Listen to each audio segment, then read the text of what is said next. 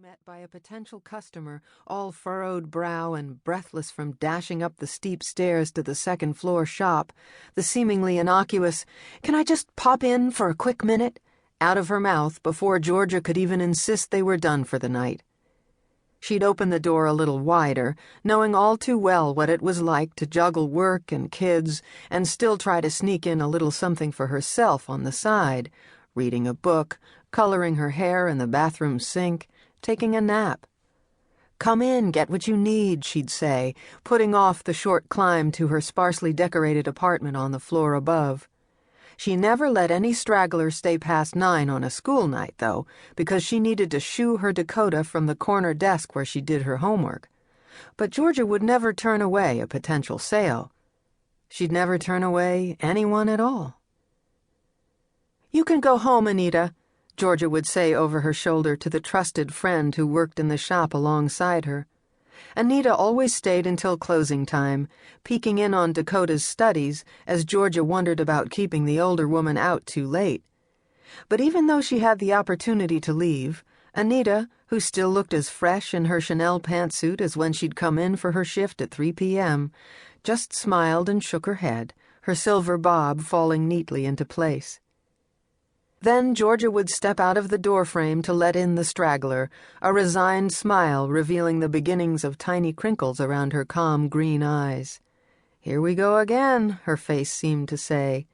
But she was grateful for every person who walked through the door and took the time to make sure they had what they needed. Every sale is also a future sale, if you please the customer. Georgia often bored Dakota with her various theories on business. Word of mouth is the best advertising. And her biggest booster was Anita, who sensed when the day had been too long for Georgia and leaped in to assist. "I'd be delighted to help you," Anita often said, coming up to Georgia's side and reaching out to the last-minute shopper, ushering her inside. Anita knew and loved the nubbly textures and patterns as well as Georgia did. Both had been introduced to the craft by grandmothers eager to share their secrets. Talking about knitting with the customers at Walker and Daughter was Anita's passion, second only to working with the needles herself.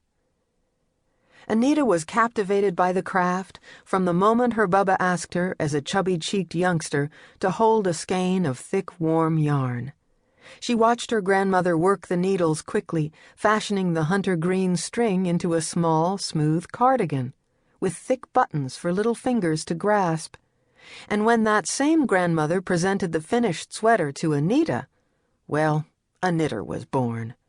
Soon she was placing her hands over her grandmother's as she learned how it felt to work the wool, then mastered tying her first slip knot and relished the excitement of casting on for the first time. As a young woman, Anita kept up knitting to make herself the Angora twin sets her parents couldn't afford, then to cuddle up her babies in thick blankets and booties while her husband worked on building his business.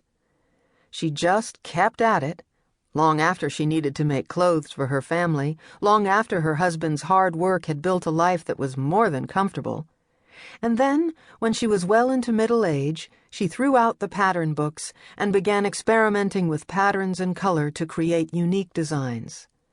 A mother of 3 grown sons and grandmother to 7 handsome and brilliant youngsters, Anita was surprised to add up the years and realize that she had been working with yarn for most of her 72 years. "Anita is an artist, and knitting is her medium," was what her husband Stan always told people who admired the colorful vests he insisted on wearing to the office. Stan. He had been so proud of her, encouraging her to work with Georgia all those years ago. She began going to the shop 1 day a week to test it out. Anita had had no need for the money, and she worried that she seemed silly to work at her age. "Does it make you happy?" Stan had asked her after her first day, and she admitted that yes it did, as she rolled into his arms. "Then keep at it," he murmured, "keep at it." Over time, young Dakota began to seem like another grandchild, especially precious because Anita could see her whenever she wanted, unlike her own children and grandchildren, who had all moved away to Israel, Zurich, Atlanta. There were cards and phone calls, of course, but it wasn't the same. Anita had long harbored a fear of planes, and all the psychology